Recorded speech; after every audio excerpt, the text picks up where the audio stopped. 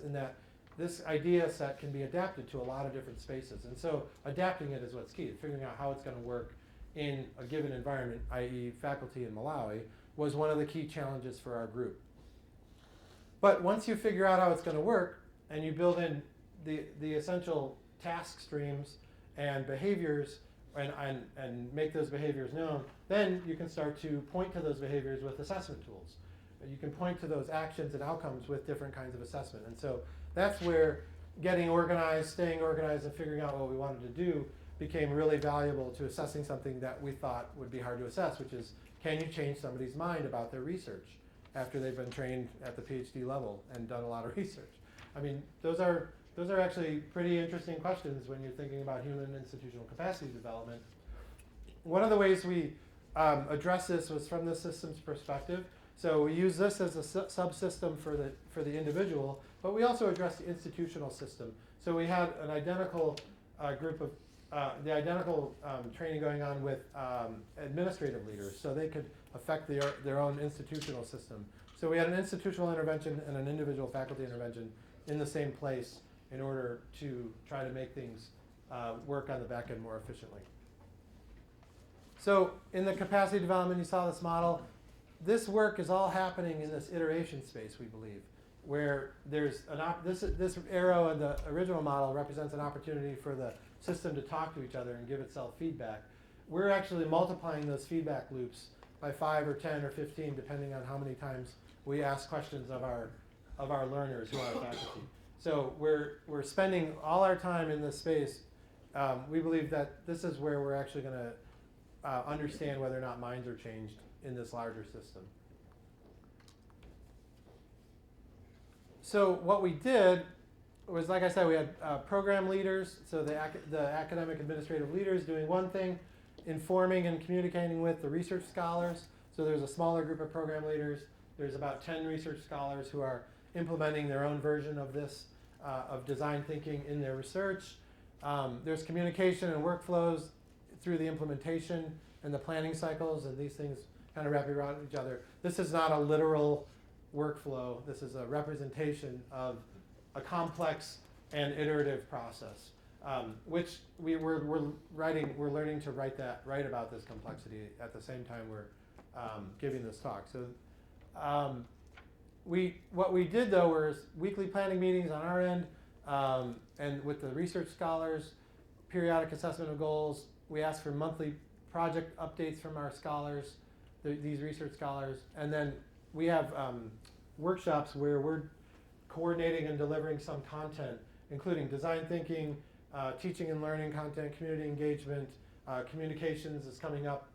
Dave Paulson will be headed to work with this group on scholarly communications. And later this month, we have a field trip for this group in Nairobi. So we're taking the Malawi faculty to Nairobi to show them an innovation ecosystem that's a little further ahead than they are in Lilongwe in terms of time and investment. And so we're using different kinds of experiences to develop intellectual capacity. We've coordinated that, but we didn't own that delivery. We actually have worked with East African scholars, partners on the ground who are co-delivering and co-designing these workshops with us. So that's been a key element for us to build empathy with our African partners, is to say, look, you have experts in your area who are doing this, and we've invited them, and they're up in front with us. So I just want to recognize that John Miendorp and Kurt are really leading this with another guy, John Bonnell, who's not here. And Libby is wholly responsible for this set of graphics. So we can thank them for helping us represent that. So from an assessment standpoint, though, which is where the assessment part comes in, is each of these activities produce artifacts of different sorts. And that's really where we're starting to see evidence of individuals adopting this design thinking mindset. So we've asked people to write down examples, just like we're asking you to write down different things. We're collecting these. Not today, but in this research project, we're taking pictures of everything we write down. And so we're analyzing them for evidence of changes of mind. We're analyzing their work plans for evidence of changes in the work plan, or inclusion of different stakeholders, or inclusion of different ideation. And we're asking them very specifically in interviews and reflection prompts and monthly reports across time and in different ways for this kind of evidence.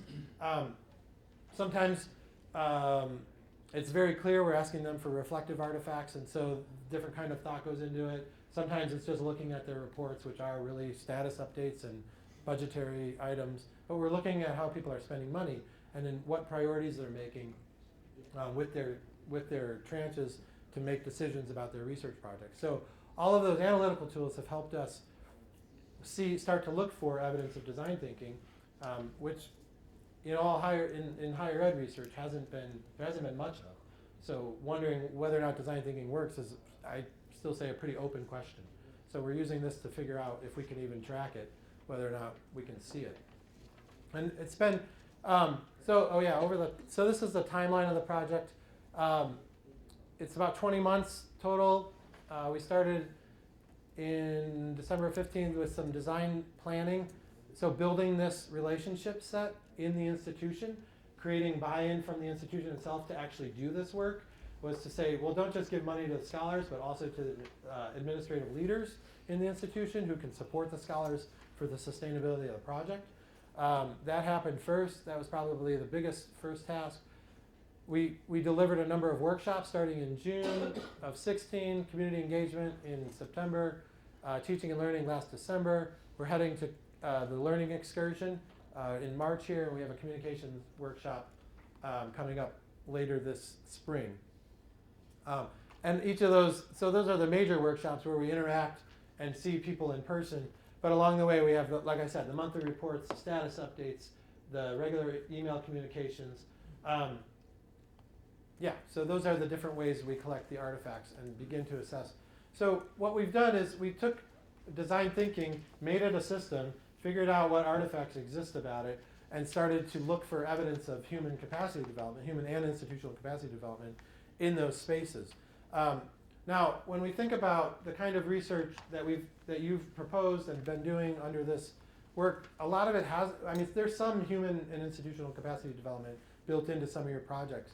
But for others, this may be a totally foreign idea or totally new or outside the scope of your research. That makes sense. I'm not asking you to do this. I'm showing you that you can do it. I'm showing you that there are ways to get after how humans learn in a new space if you can stay organized and if you start to plan for the system the subsystem of human learning that's going on. There are pros and cons to this. Methodologically, it's pretty time intensive, as you can imagine. There's a lot of human energy that has to go into analyzing and taking qualitative work and understanding it in terms of patterns and maybe quantities. There's a lot of inferences that have to be made about causation. There's a lot of checking when you're doing this across disciplines to make sure that our assumptions are operating in interesting and similar ways, and so we're not interrupting too much, what people are doing with our own ideas. So it's qualitative research. It's pretty challenging in that sense, and there's a lot of time on task. But that's not to say it's not valuable. We've actually learned a lot about how to go. The other commitment we've made to each other and on the team is that at each opportunity we're learning along the way. And so our team's getting better and better about doing this.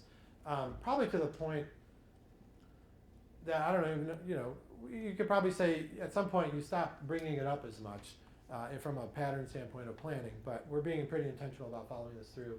But if you're not careful, it could fall out of the mainstay, because we've adopted our own patterns and habits of continuing to think in these ways, and it's become a little less surface in terms of our consciousness. So, that's I guess a good thing in that we're learning it as well, but it's challenging if you're trying to run a research project and get people to talk about it when they just assume it. So there's a number of ups and downs in this space, but that's a model of one model. Just one that we figured out where and how it's hard to assess things and what we can try to do to mitigate that, assessing things that are hard to assess. That is human learning in real deep ways. So I see questions and hands, and go for it. I just wanted to know why it's design learning. So it seems to me like it should be empathy-based learning. So why do you call it design? Design thinking, yeah. Well, that's not our term. It could be called empathy-based learning. I think there are versions of it that are called that. I've seen empathy-based learning in the field of social work in particular, and in some clinical settings along those lines, clinical psychology. I would probably argue, well, and I have argued, so from a consulting standpoint, I don't actually care if you call it design thinking or not. That's the model we are borrowing from Stanford School of Design, and so we're calling it that model. So is it based on the Stanford name then, because it's School of Design, it's design thinking, or is it design because you've got the 5 little? Well, this is Stanford's model. And these 5 labels and the hexagon is Stanford's I model. should probably point out that the Yeah. reason they call it design thinking is because there's a product. There's always a product that comes out of the process. So, Right. like designing whatever, it might be Right, classroom. designing whatever. Research, Yeah. teaching, So- right. Right, you Yeah. go through a You're right. prototype and a testing phase, there's a product that comes out of it, No, a tested product. Yeah, This is what that's, I yeah. would- no. Go ahead, Libby. I usually, because I just like teaching students now, this again, so this is not different than something that, like, prototyping and testing is not anything new. That happens in the scientific process, that happens in social science with levels of research. What design thinking does offer that the word design alone represents, I think, is if you have any background experience in videography or photography or art or dance, is this constant perspective taking that's asked of you, and then kind of constant iteration. So if you've ever taken like a graphic design or photography or videography class, there's often like sometimes hundreds of smaller iterations before you get that perfect piece. So I think those are what kind of differentiates this process, because it is a process that's seen in business, in engineering, in science for almost the same purposes, but the design aspect, I would say, is the ability to think outside the box and look for perspectives that are not